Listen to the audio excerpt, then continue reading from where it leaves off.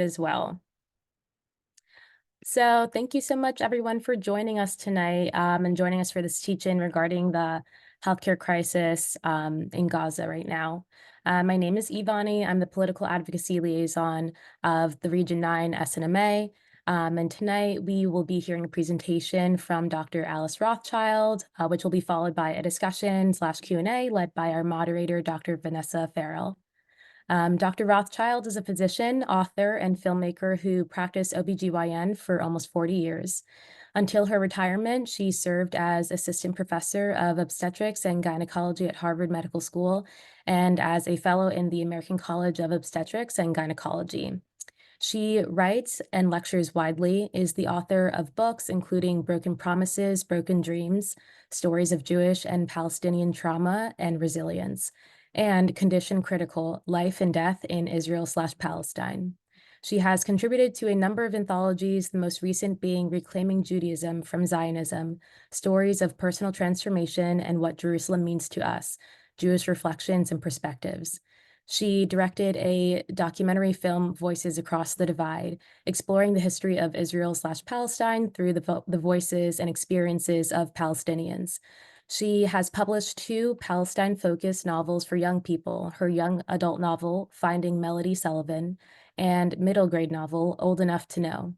She received Boston Magazine's Best of Boston's Women Doctors Award, was named in Feminists Who Changed America 1963 to 1975, had her portrait painted for Robert Shetterly's Americans Who Tell the Truth, and was named a Peace Pioneer by the American Jewish Peace Archive.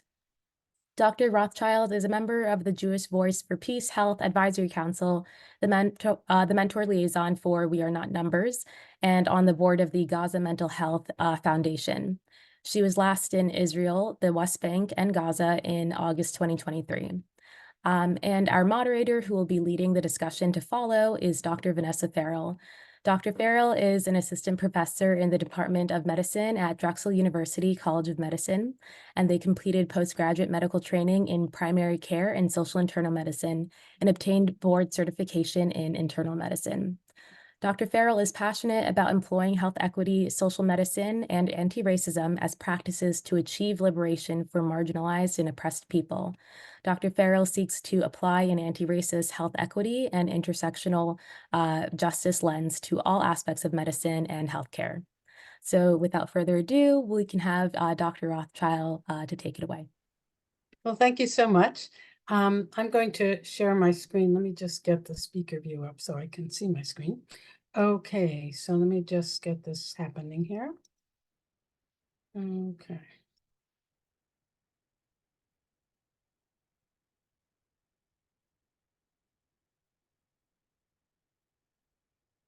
Okay, I'm going to shrink this. Okay. So this is a teach-in, and I'm going to be addressing the healthcare crisis in Gaza. And then since it's a small group, we can have a lively conversation, questions afterwards. So I think the first thing I want people to remember is that healthcare is provided in the context in Gaza of a siege, checkpoints, closures, curfews, a strict permitting system, the separation apartheid wall, heavily militarized fence, multiple Israeli incursions, massive assaults, detentions, frequent detentions, and factional violence. And as I talk about healthcare, I want you to think about some ethical questions. I want you to be thinking about the role of international law, the impact of collective civilian punishment and restrictions of access. What happens to a population that is ghettoized? What happens when there's a high level of incarceration, especially of children, as well as the issue of the proportionality in war? And it's important to remember that basically in all societies, healthcare and healing occur in a socio-political context, which means that we need political solutions to health and human rights issues. And we can ask, why is life expectancy in Israel 10 years more than in the West Bank and Gaza? Why is maternal mortality in the occupied territories 9 to 10 times greater than in Israel? Now, several important human rights organizations have looked at the whole situation and come to the conclusion that the Israeli system qualifies as an apartheid system with multiple war crimes. And B'Tselem is an Israeli human rights organization, and they wrote, "A regime that uses laws, practices, and organized violence to establish and maintain the supremacy of one group over another is an apartheid regime." Now, we also saw that particularly this became obvious at the beginning of the COVID epidemic or pandemic, that there is medical apartheid as well. So if you think about this, during the Oslo Accords in 1994, the Palestinian Authority was established basically to set up and run a healthcare system in the occupied territories. But they were predated by the Geneva Accords, which set out a mandate for how occupying powers are supposed to deal with their occupied population. And one of the things you're supposed to do is combat the spread of contagious diseases and epidemics. So what we see is that the Israeli government wanted Palestinians in the territories to have the responsibilities of sovereignty, which means providing healthcare during COVID, without the benefits of sovereignty, which means without the resources and control over the system. So ultimately, a person's response to the pandemic really depended on their geographic, ethnic, and political status. And I'm just going to read this because this is my take-home message. If you forget everything else, please remember this. More than 75 years of Israeli domination and dispossession has affected Palestinian life through occupation, siege, annexation, de-development, and permanent displacement of refugees, severely impacting the ability of Palestinians to access the essential building blocks of health. The fragmentation of society and destruction of the ability and opportunity to create essential institutions involved in healthcare has created a reality that is recognized today as medical apartheid, which means we have two separate systems and two separate realities. And we see these in the disparities between life expectancy, maternal and infant mortality. Now, medical apartheid doesn't just happen by accident. The Israeli government has a policy of de-development of the healthcare system in the territories, and particularly in Gaza, which means that they severely restrict the ability to import equipment, high-level machinery, the building blocks of building a new hospital, the ability for clinicians to leave the strip and go get higher-level training. They also have a strict control of medical permits. So if someone needs a higher level of medical care, they have to go through a bureaucratic nightmare to get a permit, which is not guaranteed and which often comes late. And this would be a permit to get care, for instance, in Israel or the West Bank or East Jerusalem. So this means also because of all the strict restrictions, there's a chronic lack of critical medications and equipment. On top of that, there are direct attacks on healthcare systems and buildings and things like that. And this is all within a high level of conflict-related trauma. And I also just want to put out there that there is an impact of Zionism, or a relationship of Zionism and medicine. So in 2018, the Israeli Knesset, which is the Israeli parliament, passed the nation state bill. And this bill officially privileged Jewish citizens of Israel over Palestinian citizens. So there is a legal institutional racism within the country of Israel. So the question we have to ask is, are Jewish Israeli clinicians able to see Palestinian citizens of Israel, or for that matter, Palestinians in the territories, as fellow equal human beings? And I would like to point out to you that last November, there were 100 Jewish Israeli doctors who wrote a letter approving the bombing of Gaza hospitals. Now, when I talk about health, I'm going to be talking about the right to health. And this is a fairly broad definition, but I think it's how we should be looking at healthcare. And this is a list that was compiled by Physicians for Human Rights Israel. So the right to health entails freedom of movement and access to health services, and then the kinds of things that make up a healthy society: clean water, sanitation, adequate nutrition, housing, education, employment, and the ability to live in a nonviolent society. And if you look at the picture on the right, this is a patient education pamphlet produced by Palestinian Medical Relief Society. So when you're pregnant, you get pamphlets on taking your calcium and breastfeeding your baby and what to do if you're stuck in labor at a checkpoint. Now, I keep mentioning international humanitarian law. This was codified in the 4 Geneva Conventions of 1949, which were designed to protect civilians in times of war, to treat as war crimes the murder of civilians, torture, rape, and hostage taking. And it's all part of international law. It's part of a body of rules that govern the relationships between different states. Now, since then, there have been additional protocols relating to the protection of victims of armed conflict, as well as other agreements, for instance, prohibiting certain weaponry or military tactics. And then in 2000, we saw the protocol to the Convention on the Rights of the Child on the Involvement of Children in Armed Conflict. Now, if we look at healthcare in Palestine, the Lancet, which is a prominent UK journal, described healthcare as fragmented and incoherent. As I mentioned, in 1994, after the Oslo Accords, the Ministry of Health was set up. And then we have the United Nations Relief and Works Agency, or UNRWA. If you've been reading the newspapers lately, you've probably heard a lot about them. And they were set up in 1950 after the 48 war to provide healthcare, housing, and food assistance to refugees, Palestinian refugees. So in Gaza, there are 8 crowded, poverty-stricken refugee camps. In the West Bank, there are 23, and then there are some scattered through Jordan, Syria, and Lebanon. Then we have the non-governmental organizations such as Palestinian Medical Relief Society. Then we have private providers. And over all of these folks is the Israeli government and its role in de-development. Now, I should mention that if you're a Palestinian and you live in East Jerusalem or in Israel 48, meaning the Israel that has the borders of the 1948 armistice border, you have access to 5 HMOs as well as private care, a whole different level of care, first world kind of care. Now, just some quick facts about the occupation. Gaza, after the 48 war, was controlled by Egypt. Then in the 67 war, it was occupied by Israel, and Jewish settlers were encouraged to move in.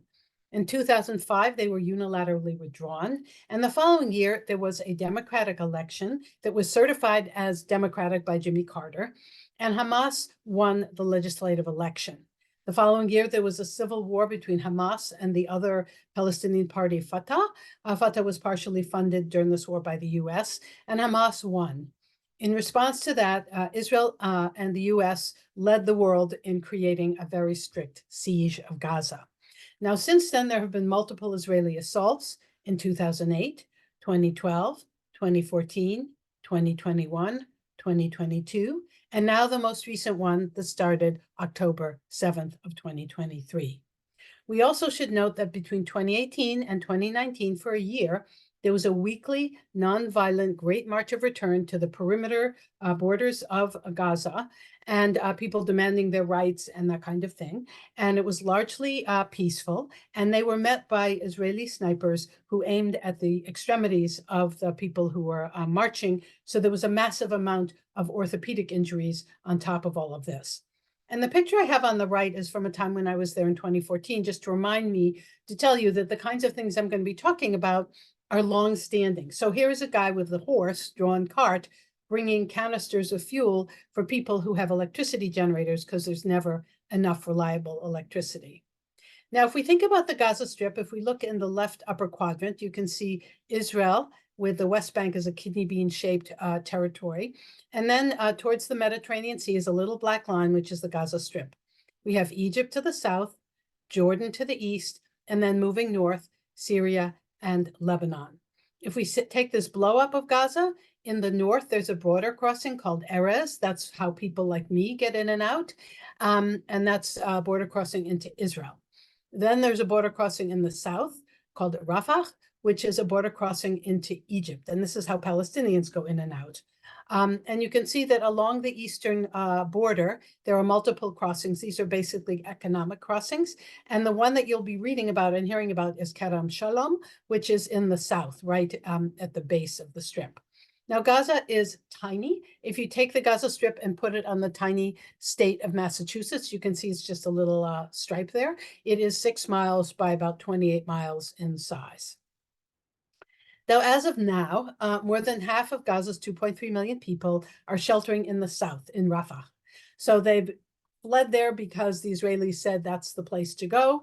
And they are basically living in tents, rickety shelters, rubble on the streets. It's just horrific. And they have desperate needs for food, shelter, water, and medicine. So Netanyahu, the prime minister of Israel, has recently ordered an evacuation of Rafah, and he claims that there are going to be safe places for them to go because he is planning a ground invasion of Rafah. But most folks like me believe that there is absolutely no safe place to go in Gaza. And so we are all very worried about an impending further massacre. Now, I've been to Gaza 4 times, starting in 2005, each time traveling with a different NGO and invited by the Gaza Community Mental Health Program. So over the years, I've been able to do direct services, women's empowerment, and a lot of interviewing and documenting and just basic learning for myself. And I also still work with a number of groups that work in Gaza, and I'm happy to talk about them more if you want. Now, when I was there in August, there were about 18,000 Gazans working in Israel. They had economic permits and they work in agriculture and construction. And you should just know these are very, dangerous, high injury kind of workplaces. But these folks have no medical care. Their employers don't pay for any medical care. So when these guys would get sick, they would basically, or injured, they would basically get dumped back into Gaza, where oftentimes there was not the kind of treatment that they needed. And when I was there for the first time, I saw child beggars on the street. I heard of men selling their kidneys to be able to feed their families, and families not being able to afford olive oil. In August of last year, the UN Right to Health program noted that the number of exits that were allowed by Israel from Gaza was 88% below the monthly average in 2000. Most of them were these work-related exits. So only 6% of the exits were for patients who needed high-level care. And a fifth of them were not approved on time. So you're very sick, you have cancer, you're desperately ill, you go through the bureaucratic hoops, you get your permit, but it comes too late for whatever you were scheduled to do. Now, before the 2023 aggression, there were 13 governmental hospitals, 142 primary healthcare centers, some run by the Ministry of Health or UNRWA or NGOs. There were approximately 40 private hospitals, 2 medical schools, and then a host of professional schools. But in Gaza, there's a real disconnect between the professionals that are available and the paid positions that are available. So there are, or were, 120 nursing positions open every year and 5,000 nursing students in Gaza. There were less than 20 psychiatrists in all of Gaza, and less than 7 of them were doctors. Now, the main health issues before October were the lack of electricity, as I've mentioned. This 4 to 8 hours is at erratic times, day and night. There were severe fuel shortages. The fuel is used not only to run the ambulances, but also to run the electricity generators. So sometimes hospitals had to close because they had no fuel. And then I talked about the restrictions on permits and medicine and equipment. There was also a lack of specialists because these very dedicated doctors cannot leave to get high-level training, and they are exhausted. Many of them were working without being paid, and they were pretty decimated by the COVID-19 pandemic. Now, something that's also going on is the potential destruction of UNRWA funding. The funding for UNRWA was slashed by Trump. It was partially restored by Biden, but it was still so tenuous that they were threatening to close operations before October. And this was in the face of deepening poverty, malnutrition, and rising unemployment. Then you may have heard that on January 26th, the Israeli government accused UNRWA of having 13 employees being involved in the Hamas attack. In response to this, came right after the decision by the International Court of Justice, so it was very suspect that that was the timing. But without any further investigation, and despite the fact that UNRWA immediately fired those employees, and despite the fact that UNRWA has a policy of neutrality and has 13,000 employees in Gaza, 16 countries immediately decided to suspend their support of UNRWA to the tune of $450 million. Now, since then, this attempt to destroy UNRWA has continued. In our own Congress, there are at least 8 bills filed to eliminate UNRWA and stop U.S. aid to countries that fund it. In Israel, they're trying to make them vacate their vocational training center in East Jerusalem, pay an exorbitant usage fee. They're trying to evict them from their 75-year-old headquarters in East Jerusalem. They're restricting the visas of their international staff, revoking their tax-exempt privileges, and suspending their shipments of UNRWA goods. Israeli banks have blocked their accounts. Hundreds of UNRWA staff have been refused access to Jerusalem, where the headquarters are, and their health centers. And at the end of January, Netanyahu erroneously said UNRWA was in the service of Hamas. So many Israeli officials are now calling for donors to cease funding UNRWA. And I just want to make it clear that if UNRWA folds, this will undermine the education, health, and other services that are essential to the human rights and continued existence of Palestinian refugees created in 1948 and 1967. And there's no other agency, whatever UNRWA's flaws are, that gets close to the kind of work that they do. So as I mentioned, there is a siege, but there is more to it than that. Israel has a policy of fumigating farmlands with herbicides along the eastern border, perimeter fence, and they often do that right before harvest, poisoning the land and the crops. This is a picture of the port in Gaza City that I took. No longer exists because it's been bombed to smithereens, but they were in the process of disseminating the fishing industry. This is a fishing culture. It's a coastal plain. They're famous for their fish dishes. But Israeli Navy has been severely limiting how far out the fishermen can go. They've been repeatedly attacking the fishermen, destroying their boats. I interviewed a whole bunch of fishermen. I've heard it firsthand. And the other thing that the Israeli military does is this business of intentionally flooding crops along the eastern perimeter fence right before harvest.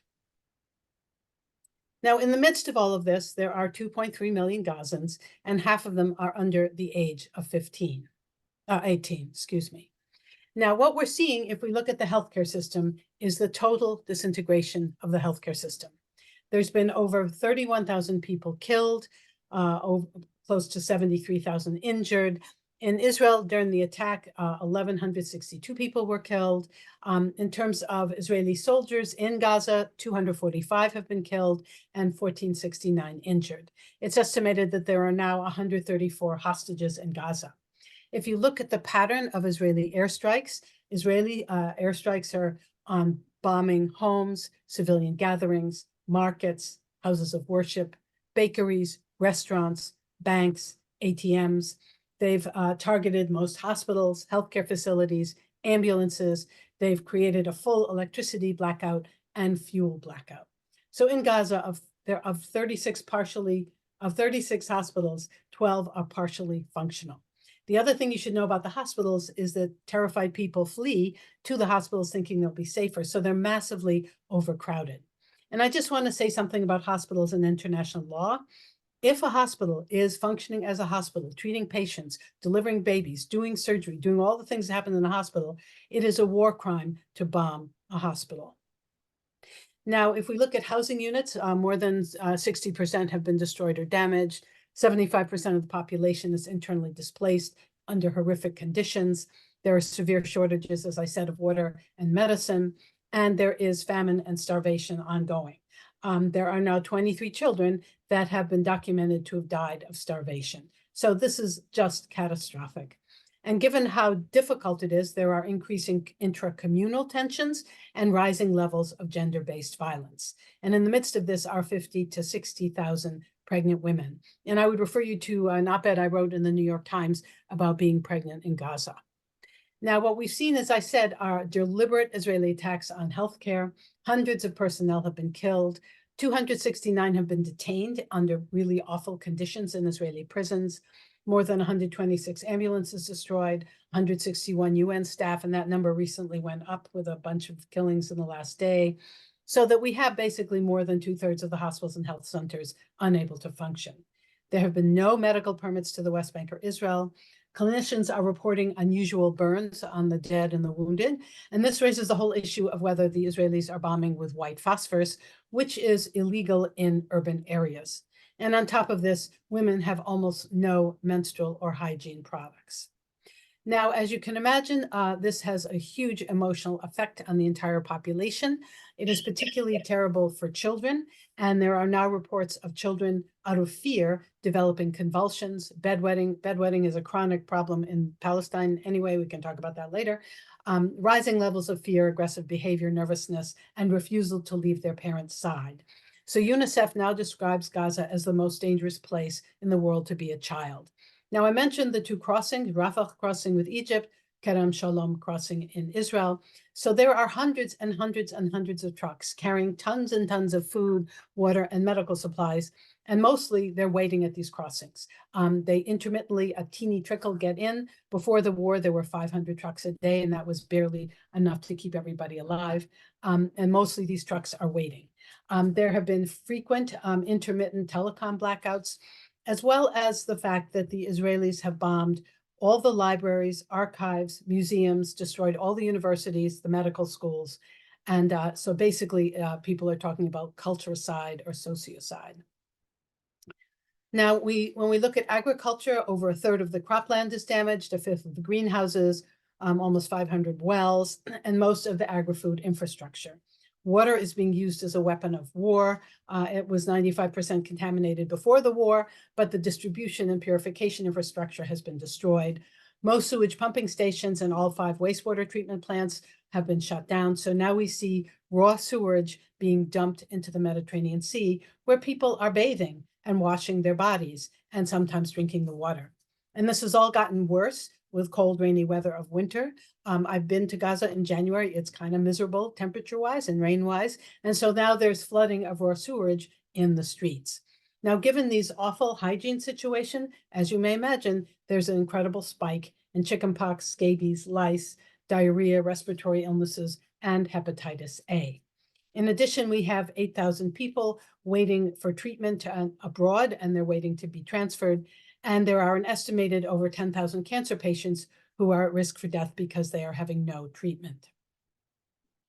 Now, what we're also seeing is an increase in the denial for humanitarian missions by the Israeli authorities, particularly to the north, which is totally desperate. You've probably read about the airdrops and the building of a temporary port.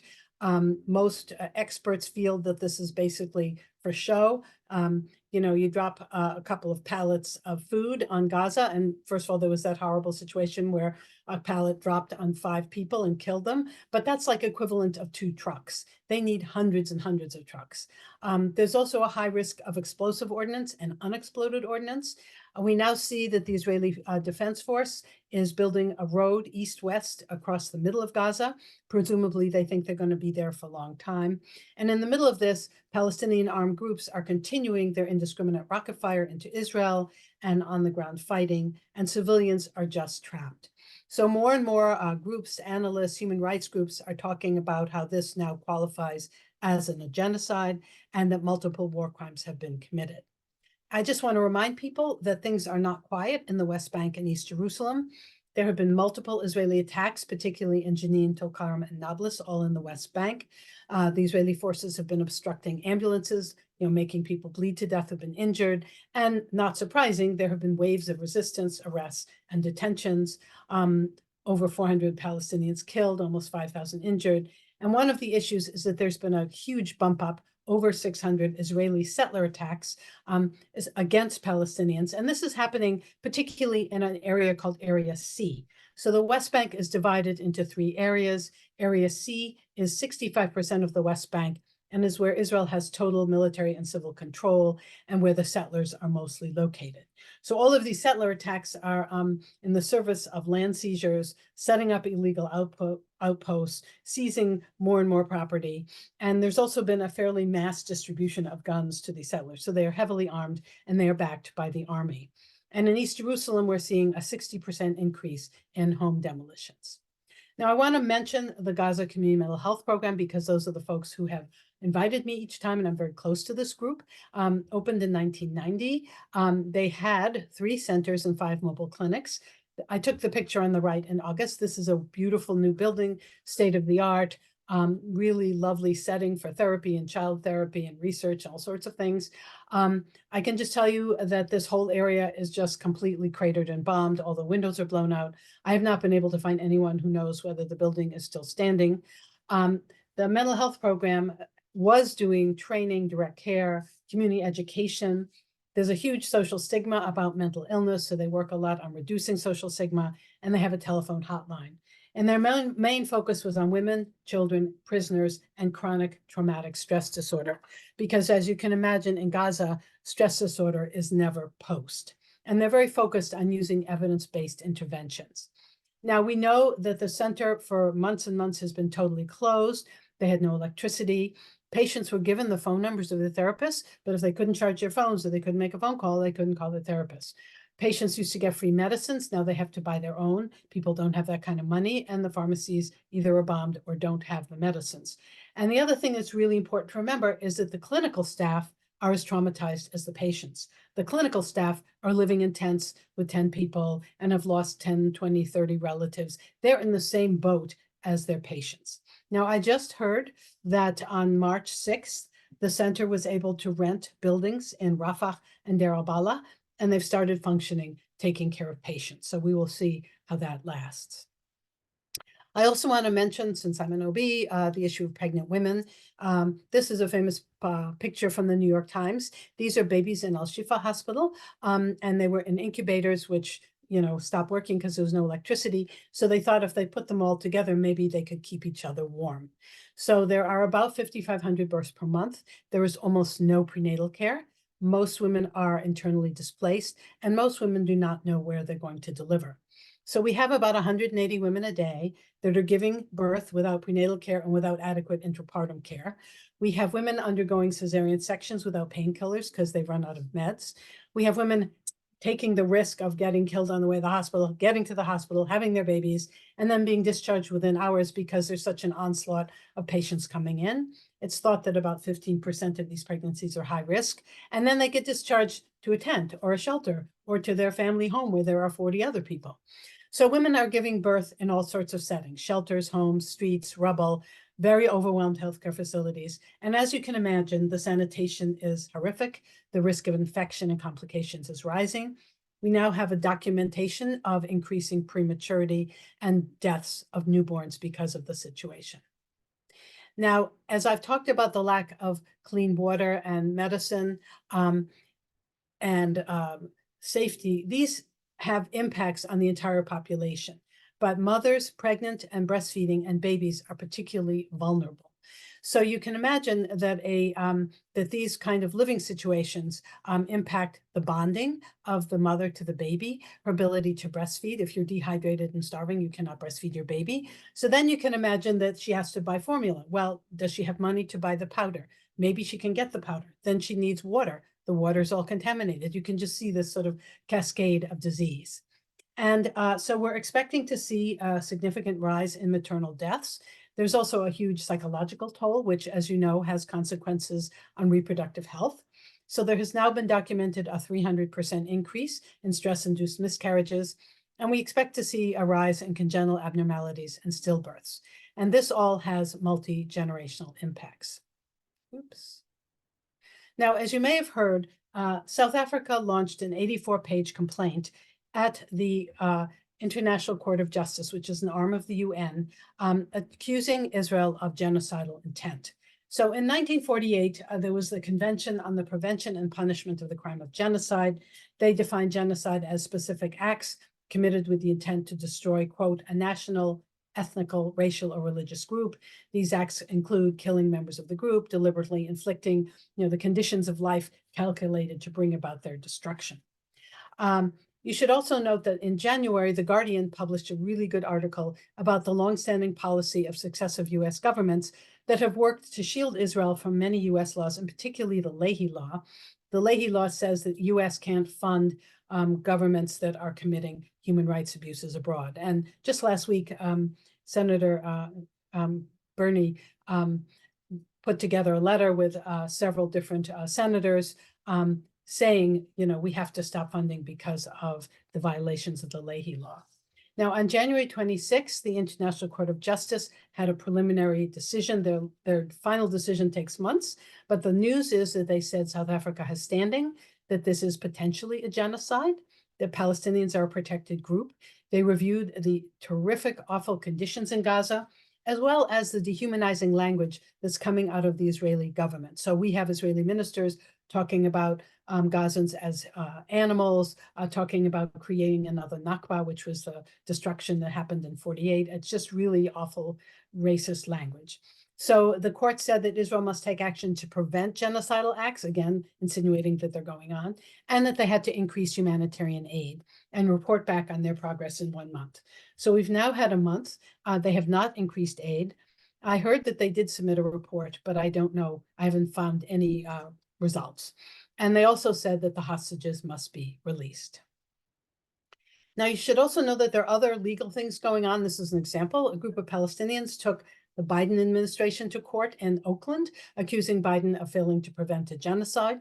The case was brought by the Center for Constitutional Rights and was taken on behalf of two Palestinian organizations, the Defense for Children International Palestine and Al-Haq, which is a human rights organization in the West Bank, as well as 8 Palestinians who are now living in the US and who have lost collectively over 100 family members. So the case against Biden was dismissed. The court said they didn't have jurisdiction, but the judge said it is plausible that Israel is engaging in genocide, and this genocide is enabled by the US.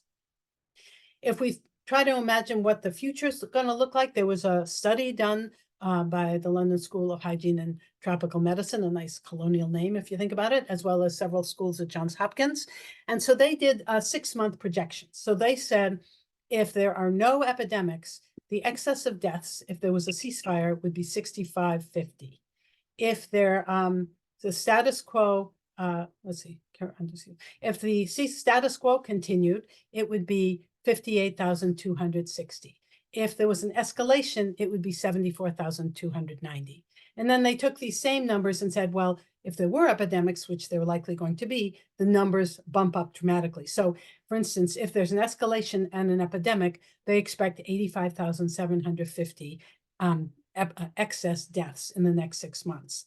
And you got to remember that right now, they're saying that up to 22% of children less than 6 are now severely malnourished, that all their projections are within good certainty levels, and that the fact that medical schools and medical staff were targeted means that Gazans have lost their ability to train the next generation. So there's like trauma and catastrophe on top of catastrophe.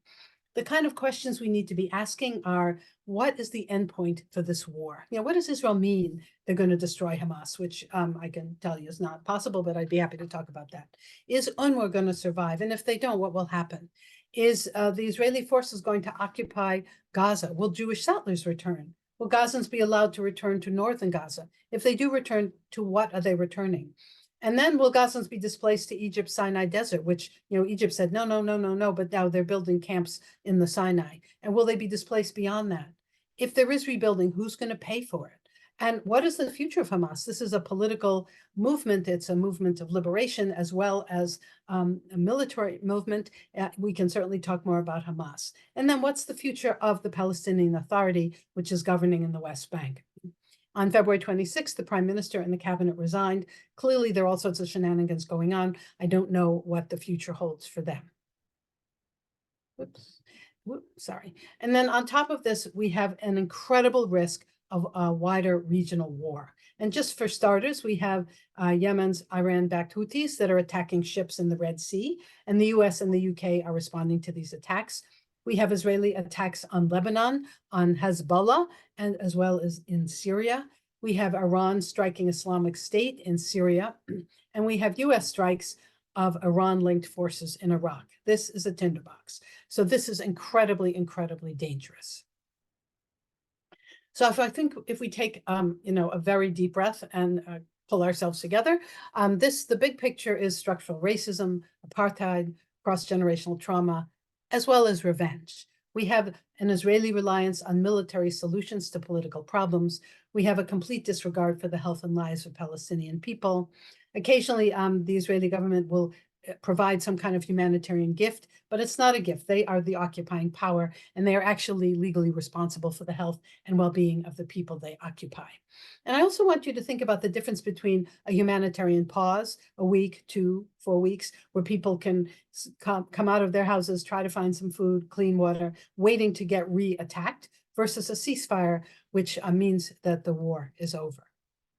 So the crux of the problem, as I see it, is that the status quo can only continue if we as human beings see Jews as more human, more deserving, more innocent, more honorable than Palestinian Arabs. If we as a total community are blind to Arab suffering and the history and the consequences of settler colonialism. Again, the fundamental issue comes down to racism, which potentially leads to ethnic cleansing and genocide. And I think it's quite clear to say that the health of Palestinians is intrinsically linked to their liberation and to the end of the siege. The other big problem is the US. We recently just vetoed another UN Security Council resolution for an immediate ceasefire, and we're continuing to fund the Israeli military with billions and billions of dollars. Now, what can we do? the main thing right now that everybody in the region is calling for is we need to get a ceasefire. So in terms of what you can do, I think first of all, you need to keep educated. You need to educate your community. You need to challenge what you're reading in mainstream media and on social media. I think it's very important to call, write, visit, let officials that are elected know you're out there and you have opinions and you want them to change their behavior. I think it's important to sign every call for a ceasefire, to write letters of protest, and then to get out in the streets and protest, demonstrate, mobilize communities. It's important to support organizations that are doing this work and in Gaza, to support the boycott, divestment, sanction call against Israel, and not to stop until there's a ceasefire with amazing amounts of humanitarian aid and release of the hostages. And when you try to talk about this war with people who are unsure or think you're crazy or whatever, I think it's very important to acknowledge the horrific tragedy that Hamas committed, the war crimes committed by Hamas, but that the framing has to start at the beginning, not in the middle. It has to start in 48. You could start before 48. In 67, the times when all the refugees were created. You have to talk about the impact of occupation and siege on a policy, on a population, and the impact of current Israeli policies that seem to think that they could just keep everybody suppressed and beaten down and go along their way, and that no one would resist this. You need to understand Hamas better. Again, we can talk about that. And also to name this as an ongoing genocide. And then critically to address the root causes of all this conflict. And in terms of being in healthcare, it is very interesting and painful to me that professional organizations have been almost totally silent. The only professional organization I know of that's made a statement on this is the American Public Health Association. You would think that ACOG would say something when all these pregnant women are having babies in rubble. You would think that the pediatric professional organizations would say something when 15,000 children have been killed. You know, it's mind-boggling that the professional organizations who were perfectly happy to speak out about Ukraine are unwilling to say anything. In terms of groups, there is Healthcare Workers for Palestine, there's Doctors Against Genocide. I work with Jewish Voice for Peace Health Advisory Council. I also have a lot of information on my own website. And there are also tons of organizations that are working in Gaza, some of them actually getting aid in, and they need support as well. Thank you. Thank you so much. I'm going to put my clap emoji up. And then I'm going to clap in real life. Thank you so much for that presentation, Dr. Rothschild. I guess like for folks that are kind of joining late, I'll introduce myself too. My name is Vanessa Farrell. I'm a doc, HIV doc over here in Philly. I kind of came to the Palestinian cause through like education around transnational solidarity when I was in medical school in San Diego. A lot of the border work kind of drew these similarities, right, between like what goes on in terms of like border and oppression at the US-Mexico border, and thinking about, you know, Gaza as this open air prison. What are the effects of a brutal occupation and a like population that has no freedom of movement in or out? I think that, you know, the Palestinian cause also has a lot of intersections with all different kinds of struggle, right? Like I think that there's an inherent relationship to Black liberation struggle, and we've seen that throughout history, throughout the like solidarity movements between the Black Panthers and Palestinian liberation, Palestinian resistance fighters, thinking about how some of the strongest proponents of decarceration and like prison abolition, like so much of that way of life and like the values on those frameworks like come from what Palestinians experience when they're subjected to administrative detention, quote unquote, or this kind of like indefinite incarceration for, you know, these crimes of like resisting their oppressors. And of course, I think like queer and trans struggle is also like intrinsically linked, and we see this a lot with the way that like pinkwashing is such like a or has been such a I don't know, like fulminant strategy in the occupation's like approach to make it seem like it is quote unquote more civilized, right? Where if you look at any kind of dialogue online, like for like queer and trans Arab, Palestinian, and Muslim folks, it's like, well, if you were in Gaza, like they would kill you. And it's like, no, actually, the realest threat to my existence as a queer person or a trans person in Palestine is the Israeli occupation, right? Like that's who's going to kill me, like your bombs or our bombs, because the US is funding it.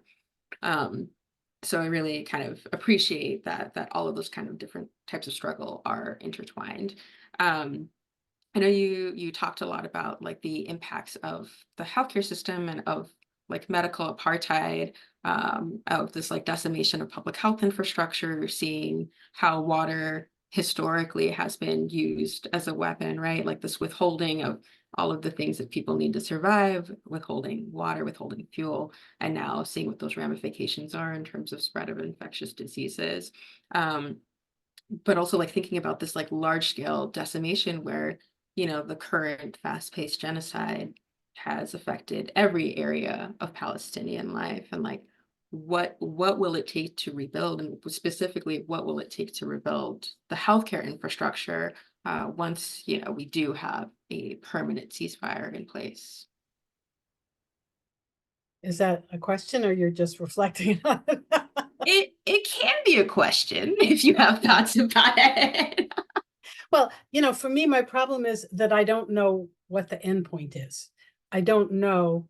I mean, there's talk of, will all the internally displaced people end up staying in the South in this massive, overcrowded, teeny little area? Will they be living in the Sinai? Will they be able to go back and rebuild their home? All that kind of stuff is like a big question. And also, there's so much like debris and rubble and bombs and all that kind of stuff. It's going to take several years just to clear it before you can even build anything. And looking back at, and someone's got to pay for this. And the Israeli government has a long history of, they don't do I break it, I fix it. They do I break it, and the international community fixes it. So this will require a massive amount of money.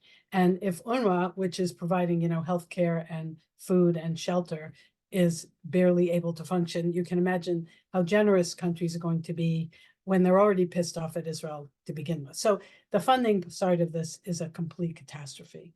And, as I said, they've been arresting heads of hospitals and medical leaders. And, when you get arrested and you get taken to an Israeli interrogation, there's documented torture and hooding and sexual torture, all sorts of horrific things. And then people get into administrative detention, which is this sort of la la land where you're not really charged, but you can't leave and they treat you terribly. And this can go on and be renewed month after month. So the leadership has been severely attacked. The infrastructure has been attacked. So the question is, who's going to do it? So there's some such major questions here that I don't have a good answer. I just want to cry, basically, is how I feel about that. But I think when I look at, for instance, that the Gaza Community Mental Health Program, when they get a minute, they set up 2 clinics in the South, is just like Gazans are incredibly resilient and determined. People keep talking about how heroic the doctors are. I mean, they're doing operations on the floor in pools of blood without gauze and, and then, there was recently a whole truck of supplies that the Israelis turned back because it had surgical scissors in it, and that was considered dual use because Hamas might use the scissors. So, it's hard for my brain to figure out, well, how are you going to rebuild a hospital if you can't bring scissors in, there are some, field hospitals that are being set up. There's one by Jordan. So maybe it would be field hospitals for a couple of decades while they try to piece it all back together. But think about the population. Think about the level of physical trauma, all of the people with infected wounds, all the people with chronic illnesses that have not been treated since October, the diabetics, the hypertensive, all the cardiovascular disease. I mean, you start thinking about it and it's really massive. And then you take the emotional trauma on top of that. It's like everybody's going to need their own personal psychiatrist, and every psychiatrist, all, 7 of them have, just gotten out of a tent. It's hard to pull it all together, which is why people are talking about genocide, because this is a genocidal, the proportions of this are genocidal. Yeah, absolutely. Like it's genocidal, it's collective punishment, it's, violations of many kinds of Right. international And law. ironically, if the Israeli government wants to get rid of militant resistance, this is a way to create militant resistance. You Exactly. blow off a kid's legs when they're 10 and you think they're going to be friendly, come on. So Yeah, there's a lot of really, really disordered thinking going on, which is why I think there's a big revenge component and a big racism component. Um, because I mean, I often remind people that, Israelis were sold, the Jewish Israelis were sold the idea that, you can just cut down Gaza every couple of years and they won't resist. And the Israeli government, actually, the Defense Department actually had the Hamas plans. They actually had a copy of it. And when I was in Gaza, I visited this guy who's the head of a human rights organization, and he had this gorgeous um, olive grove that was right up against the eastern perimeter. And, his family used to own many, many acres that are now in Israel, but he has a bit left and his brothers. And at the base of it was the Hamas training ground. And so he could watch the Hamas folks, practicing whatever they're going to do. And right beyond that was an Israeli guard tower with the kind that automatically shoot out whatever they want to shoot. So they were practicing under the eyeballs of the Israeli military. And basically, the military said, they'll never do it. They don't have the capacity, blah, blah, blah. And they just told people, don't worry about it, because they were so focused on seizing land in the West Bank. So the Israeli response is partly that they were humiliated, that they were freaked out that this could happen because they thought they were safe and their government had told them they were safe. And then they lost all these people, and there are all these people who are injured. So they're actually physically and emotionally traumatized. So they're coming from a terrible place, and they're behaving the worst they could behave. So it's very, very difficult to imagine how this moves forward without international pressure. And so the first thing is that the killing has to stop, and then there has to be massive humanitarian and international pressure.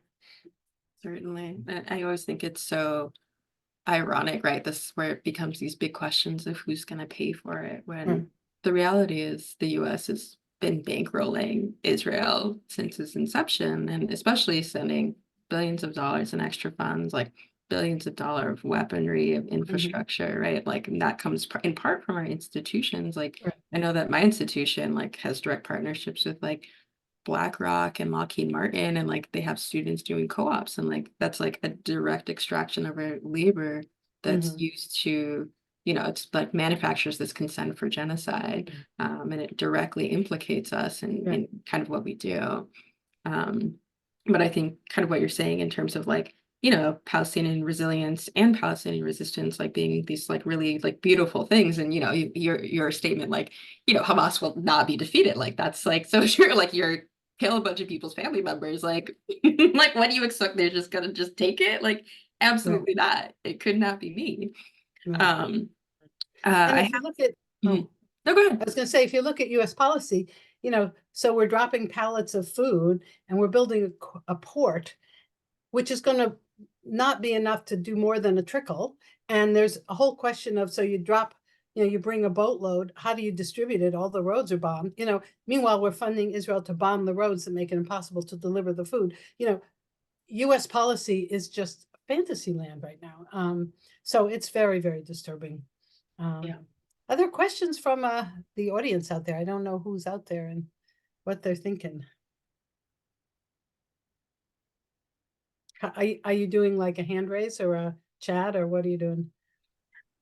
So I had kind of compiled some questions and sent them to Dr. Farrell. But yeah, some of the stuff that I also was thinking about was that like in times of conflict, in times of like scarce resources, like the way in which you have to go about life changes, the way in which like you have to go about your day-to-day changes, obviously. And I think that like in hearing your presentation, that's very true in the way in which people are practicing medicine.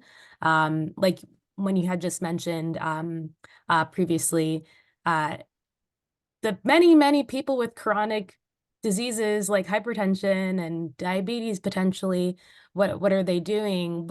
How are they getting the help that they need? How are they getting their medications? Are Right. they? They're not, They're not, exactly. And I think like I feel like the destruction of the healthcare like system in Palestine is so immense, is so it's almost hard to like really understand and picture it unless, you know, in the examples that you provided, for example, like um feminine hygiene products, like just putting it in those plain, simple terms, people don't have them. What do they do? That really helps you kind of um I guess like understand like the gravity of like the destruction of Right, healthcare essentially. right, right. Because I feel like you can talk about it in a very like large and abstract way, like, oh, you know, the system has fallen. But like if you actually get down to the minutia, like the what it's like, you know, for an actual person Right, for their day to day, I think right, that's when you really start to realize right. just how serious this is. So I mean, that's people kind are of what I talking about standing in line for 4 to 6 hours for like 2 potatoes. I mean, it's that kind of searching for, you know, you spend your whole day searching for little bits of food. People are using animal fodder and grinding it and making, you know, pita bread out of, you know, the things they feed their horses. And, you know, it's that level of desperation. And when you think about standing online for 4 hours for 2 potatoes, it's like, it kind of hits home, and you're feeding 10 people at home, you know. Mhm.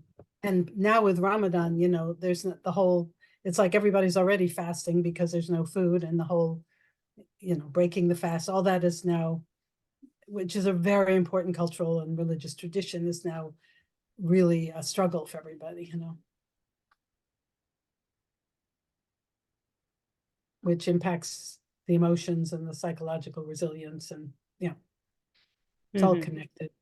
Yeah, and even like on the subject of Ramadan, like thinking about how historically and like continuously and like clockwork, right, the occupation um is like increases like the amount that they're escalating violence for folks that are trying to access Al-Aqsa Mosque, right, in Yeah, Jerusalem. Like it starts from probably like 3 weeks before Ramadan starts, and then like just like clockwork, like I have a group chat with some folks from training that like every year during Ramadan, like it just like pops back off because it's like right. they're just doing this again, right? And like now within the current context of this genocide, like how much more like I don't know, just disproportionate everything is, and just like that kind of violence during a time when that's meant for like peace and reflection.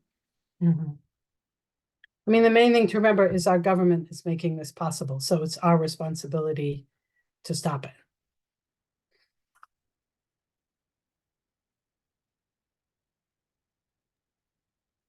I have a question. Hi, thank you so Hi. much, child. Um, every time I see you speak, it's just more and more information and kind of, so distressing, but I'm also so grateful that you put this together for us and are, keeping track of everything. And one of the things I wanted to ask about, what is your advice kind of like, I feel like as medical students in our institution, um, how do we talk about this without, or like kind of in some way, I'm not going to say without fear because I think it is with fear, but what is your suggestion to folks who are fearful and like how to do it with fear and still do it anyways? Because this is critically important Right. and has been ongoing. So are you talking about talking with peers or talking Talking with with staff? peers, Or yeah, peers or like even within, yeah, like even at our school, I think a lot of times like when we've done actions and stuff, we've not sent emails to like our group chats, like we've sent it to like specific groups or kind of like smaller yeah, ways. right, Um, and other ways, and also kind of students also are like wanting to stay safe in their institutions in some ways and risking retaliation. But I guess in terms of what's your advice to students in finding the balance, especially like right, going into residency applications and things like that. right. So I think that's a fabulous question, and there's no easy answer. This is an incredibly hot issue, and people feel very passionately on whatever place they're at. Um, and it's also very dangerous for medical students and residents because there is an organized, multi-million-dollar groups that are out there trolling, making following every comment on Israel-Palestine out there. And so, and these groups want to take people down. They want to ruin your employment opportunities. They want to destroy your residency programs. I worked with someone who, when he was 12, he wrote a social media post, F Israel, and his family was being killed in Gaza or attacked in Gaza. So it's understandable as a 12-year-old, he might do that. But then as an adult, he was accepted into this residency program, and then one of these troll groups found his post, and the residency program withdrew their acceptance. And it took, legal work and going to court and a year or two of work and blah, blah, blah. And he finally got back in, but, no one needs that. And he might not have gotten in. And so I think that it's important to pick your battles, to be very strategic, to be very, very cautious on social media, because everything will come to haunt you. Do not say anything on social media that you cannot defend with 18 articles, because someone will attack you at a critical point. But also not to lose your sense of morality and justice. I think it's important to work in community. I mean, you don't want to be the only person in the room who feels that there's a genocide. You need to work with other people to have these conversations. You need to find ways to talk about it that people can agree on some kind of basic level of mutuality, like children should not be dying, or if 2/3 of the deaths are women and children, they are not guilty of anything. And which is also true of the men. Most of the men are not guilty of anything. But just pick things that, it's like when I started this work, one of the things I would do is I would talk about how in the West Bank, women were delivering at checkpoints and bleeding to death and all sorts of horrific things. And I found that even the most ardent lover of Israel understood that women should not bleed to death at checkpoints. So then you can start out at a place where, like, well, how are we going to make that not happen? And what's our contribution? And why is that happening? You find places you can enter in the conversation, but I can guarantee you that this is a tough conversation. And so you got to decide, is this the right time and place for me to be having this? Is this the person I want to be talking to? Do I have my friends around me? Do I have some Jewish friends who can just be with me so they know that I'm in community with people that they think should be disagreeing with me? Be smart, and pick your battles. So I think that, I got much more, I didn't start doing this work until 1997. So I was already in the midst of my career. But it had various moments that I could see, if I were earlier in my career, would have been really tough. And I learned a lot. So a lot of it is that kind of really thinking things through. And, if you're going to do a protest or demonstration, think about your signs, think about what you're saying, think about who your speakers are. Be sure you have allyship, make intersectional connections, talk about, police brutality and militarism. There are all sorts of ways to do it where you have some stronger ground, but also prepare for attacks. And if you are under attack, Palestine Legal is an excellent legal organization I highly recommend people get to know about. And they will often help you work your way through these kinds of things.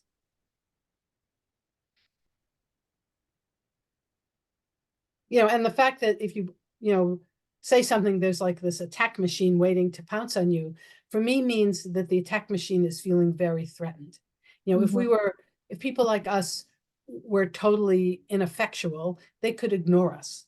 But since every time you say something, I'll get an email that I'm a capo and a self-hating Jew, I'm like, so you're threatened by me talking? This is fascinating. You are worried. And that's a good sign. That's a good sign. But it's also, there's a real industry for controlling the message, and you should be really aware of that. I think I saw someone else's hand up. Raise their hand, yeah. I don't know if they want to come back. Come back. Hi, that was my hand. Thank you. So sorry. Can't really see me right now. I'm in the dark. But I want to thank you for your talk. And my question was kind of similar to the last person, which is why I lowered my hand, because even at my school as well, we brought it to our town hall, asking the school to talk about it from a medical standpoint. And Mhm. then they gave us the rehearsed answer, like they can't pick sides, and like because we go to a state school, the governor has like also restricted the type of things that can be done as well and stuff like that. So it's really frustrating because like some of our students, we are doing things, we are tabling for a ceasefire and having these conversations and doing stuff, but I felt like we can do more.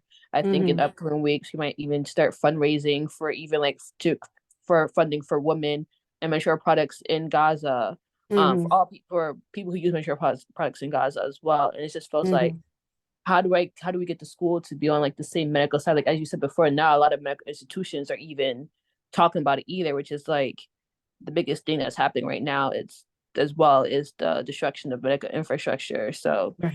hearing like what we can do, like the talking and like being smart, like that's why I lowered my hand because I was like, hey, like we just have to do what we can because we can't do it all, unfortunately. Yeah, yeah. I mean, so the organization that you folks belong to is a student, what's the name of the organization? Student Medical, Yeah, it's the Student National Medical Association. okay. Mhm. Has that organization had this conversation or taken a stand? No. So that would be an interesting project to say, let's see if we can develop allyship and talking points and, work on the base and work our way up into leadership and see if we can have a statement made by our student group. I mean, that's something that's doable with a lot of work, but it would take, if you did it, then all these students would have to have this conversation. All these administrators would have to have this conversation. You'd have to be able to say to someone, well, why are you not defending a ceasefire when there are 30,000 people that are dead? You get to ask the really tough questions. So that might be something that would be very effective because the professional organizations are just, asleep at the wheel and terrified to say anything. And oftentimes my experience has been that doctors as a group are not the most progressive people and are not the most socially aware people. So the younger generations need to like give them a nudge and call them out on it. And that's a very important role to play.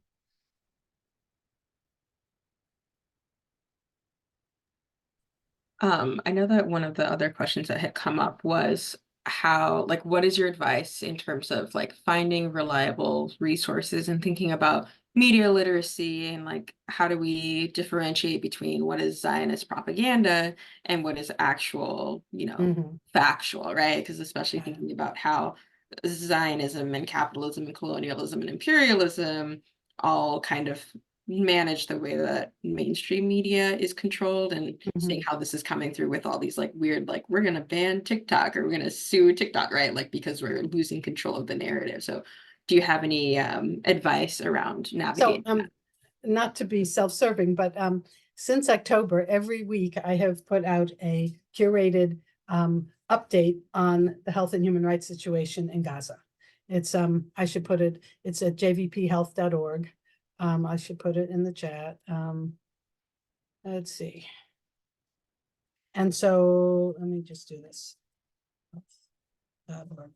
So this is Jewish Voice for Peace Health Advisory Council. You're all welcome to join. We have a webinar coming up on the 24th with two docs who are working in Gaza right now who will be out by the 24th. You can sign up for the webinar on the website.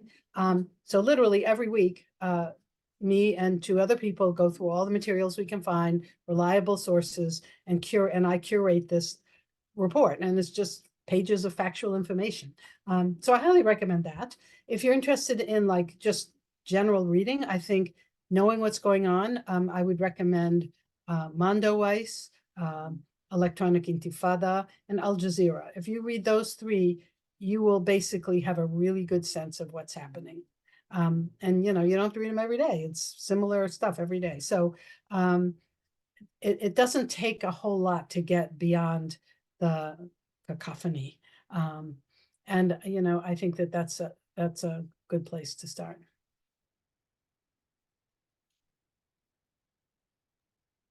What's Mayadeen? It's another news outlet kind of similar to Al Jazeera, Okay, not Saudi run. right. The other thing I recommend people do is to look at OCHA, OPT, which is the United Nations office for the High Commissioner of something. Anyway, they do frequent reports on what's going on in Gaza. You just go ochaopt.org and it will come up. And that's UN reports that are very, very reliable.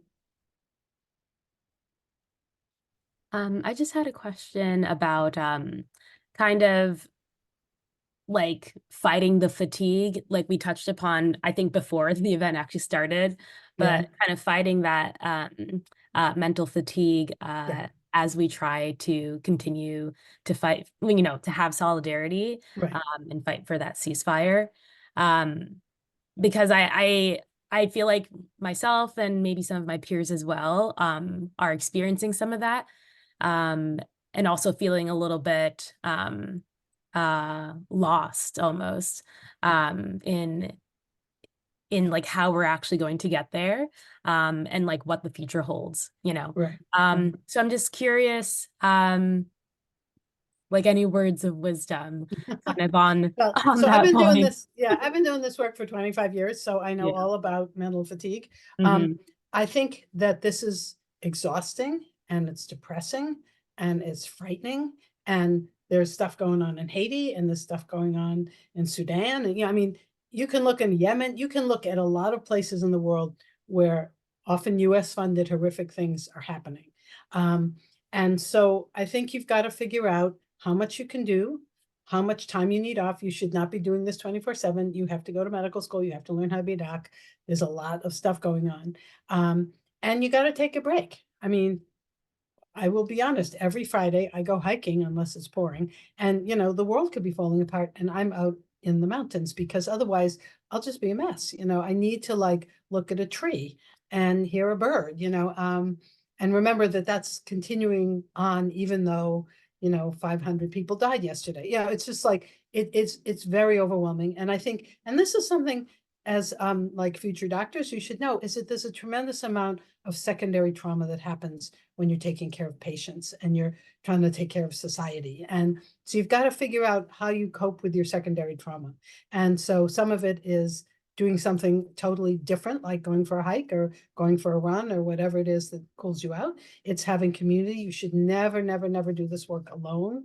You need to have community. You need to have people that you can cry with and yell with and, have some connection that supports each other.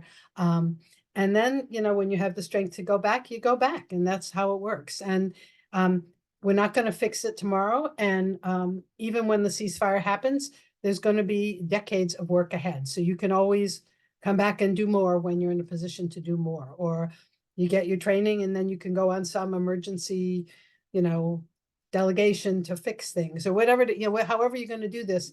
It's a long-term commitment. And it's a commitment to like paying attention to social justice issues, not just, sore throats and take your lisinopril and whatever it is that you're doing. So it's a way to figure out how to pace yourself as a healer. And that's something you learn to do. And you learn to do it by overdoing it and then feeling really depressed and freaked out and thinking, I got to go for a walk, or I can't do this. I have to take a week off. It's not going away. I will come back. And then you come back and forgive yourself. You're not gonna you're gonna make mistakes. I mean, we all make mistakes, and that's okay. But then you pick yourself up and you say, okay, what can I focus on that has a possibility that I can actually do? And then you do it.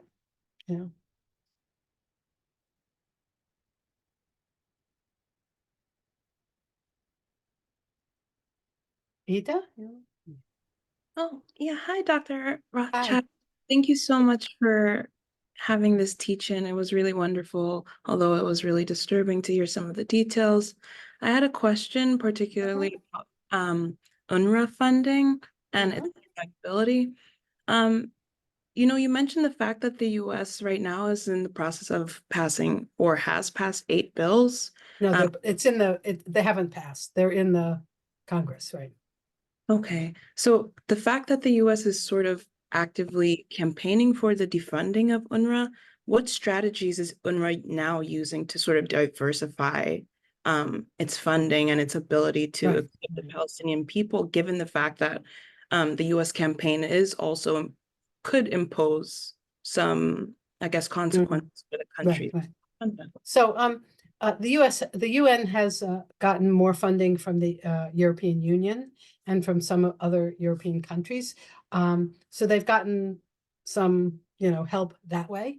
And then, they are taking very seriously investigating what the complaints are. I mean, the thing that's very wild is that Israel has not produced the evidence that they say they have that these workers did this. So it's always tough to like investigate a claim when the person who's throwing the claim at your face doesn't tell you what the claim is. So they're working sort of from the legalistic point of view, trying to figure out what exactly did they find out. And you know what? In a bureau of, a huge bureaucratic institution with 13,000 workers living under siege, I would be surprised if there are only 13 people involved in Hamas. I mean, come on, guys, this is a very repressive, oppressive situation, and people resist. That's what happens when they're oppressed.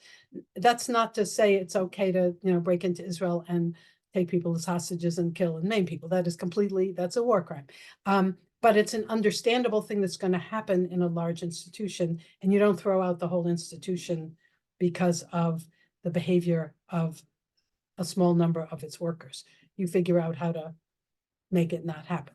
So the other thing that's so crazy is that there's no other organization that has the capacity that UNRWA has in terms of food distribution, housing, education, healthcare. That nothing comes close. So I don't understand what the Israeli government is thinking. If they succeed in toppling UNRWA, who's going to pick up the pieces? It's not like it's a really dysfunctional, disorderly kind of idea. And the reason my understanding is that the Israeli government doesn't like people to remember that there are refugees from the wars and that they were involved in the dispossession of these people. So there's a lot of political work going on, international work, and also getting funds from the EU. But, they're chronically underfunded anyway, so.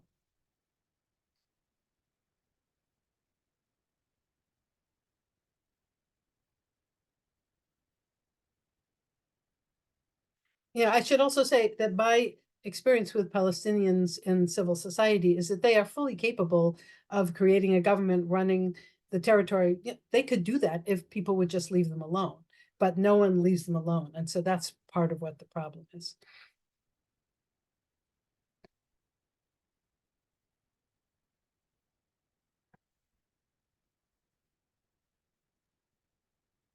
I had a quick question. Hi, thank you so Sure. much for speaking with us this evening. This has been great overall. So something that I've been encountering is people who have been oversaturated by misinformation, whether it be on social media, on mass media, on their televisions and the news networks. What strategies have you had with going to trying to speak to those people, correct the misinformation in a way that they don't feel attacked? But so I feel like it's hard to get through to someone who their trusted news source is telling them completely opposite of what you know to be is true from a lot of the sources that you have mentioned today. So I don't have an easy answer to that. I basically have not had a lot to do with people who are, getting their news from Fox or whatever other trusted source they have. And over the years, I have found that having an intellectual conversation about something with folks who are getting information that is just completely wrong is not going to get you anywhere. It tends to result in people yelling at each other, which is a completely not functional thing to do. So, what I try to do is to talk to people who are agonized or who are doubtful or who just can't believe this is happening, but someone who's sure of what they know.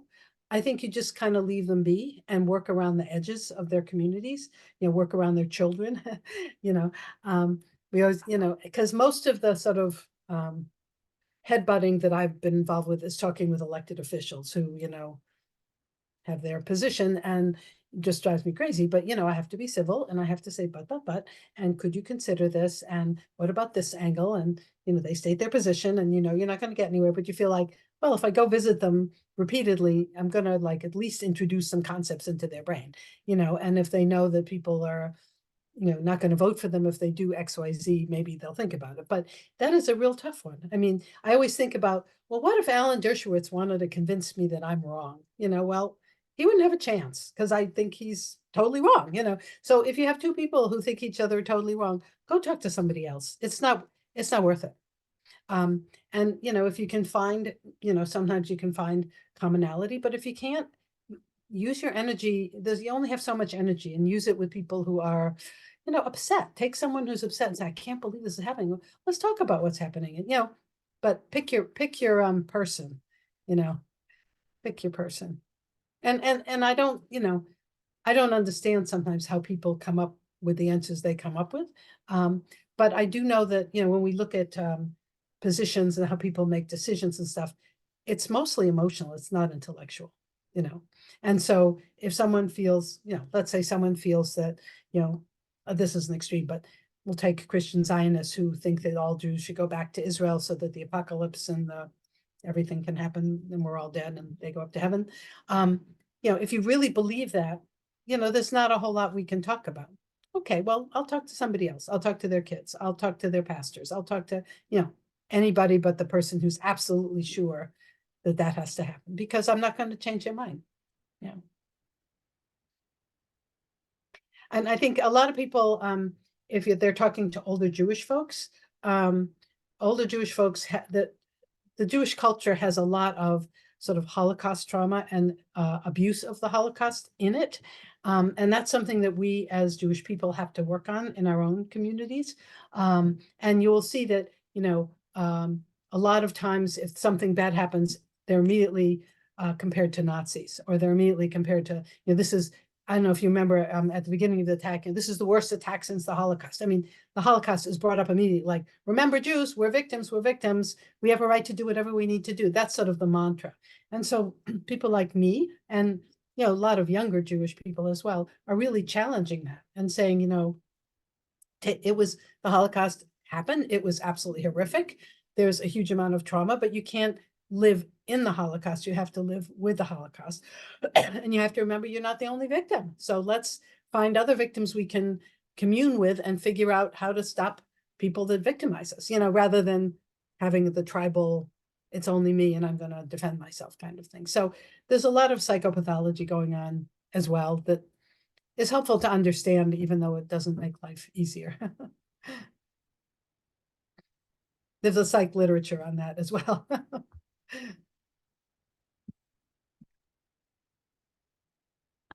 Well, on that note, I want to thank you for agreeing to join us in this teach-in and for your Pleasure. presentation, and also Dr. Farrell for all of the moderating and helping us guide this conversation. I think you equipped us with tools that we can leave with in terms of having conversations with others, and also what to do next, and then also how to feel motivated and to keep going, which I think is really important in this case for us. But yeah, if nobody else has any questions, is there a way for us to maybe get connected with you, either via social media or email if you're comfortable? So I'm about to make a confession, which is I have an active social media platform, and I don't actually do it. I have a social media person who does it. So really bad way to connect with me, but I'm going to, in a very old-fashioned way, put my professional email in the chat. And if someone wants to talk with me, let's see, okay. That's Perfect. the way that I will notice it. If you do it on social media, then my social media guy has to see it, then he has to tell me, blah, blah, blah. So there's Got it. only 20. So this is an example. There's only 24 hours in the day. I want to write books. I want to do activism. I do not want to do social media. So I'm privileged enough that I can hire someone to do it for me. And we meet every week and talk about it and see who's writing to me and blah, blah, blah. So That's perfect. confessions, but that's limit setting. It's like, there's only so much that the brain can handle. So Perfect. Thank you. So we'll share that. And then also the resources that Dr. Farrell had shared in the chat. Yeah. If it's Good. okay, we'll also share with our group as well. Sure. Great. Thank you guys so much for tonight. I hope you guys learned a lot and are able to take something away and share with Right. those around you. Great. Great. Well, thank you. Thank you for all your work.